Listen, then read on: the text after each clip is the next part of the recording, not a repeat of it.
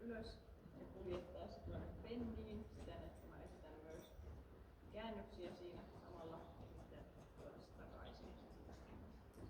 Mun alkuperäinen suunnitelma on nyt, että mä otan tästä tämän ison mustan löylyken ja lähdemme rauhallisesti.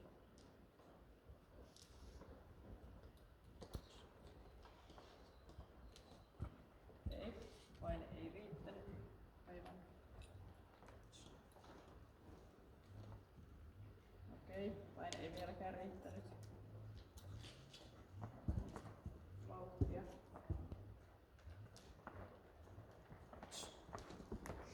Okei. Mä lähden kuljettamaan. Käytetään sivuttaisimykkeitä.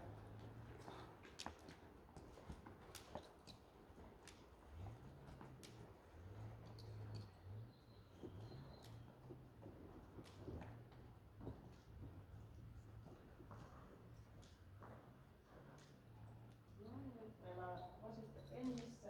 Otetaan pieni tauko.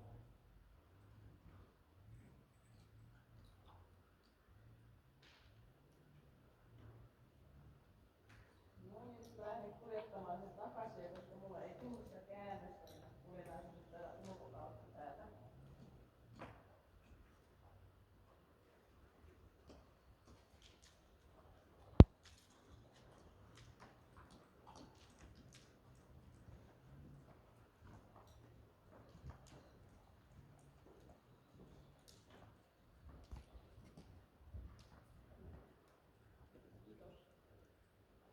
Hyvä. Good. Oma analyysi.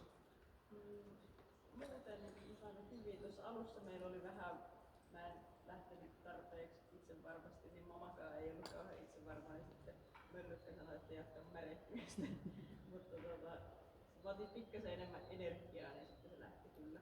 Ja sehän tuli ihan hyvin itsenäisesti tuossa, että me saatiin vaan peisailla. Kyllä. Se oli hyvä osuus. Hyvä.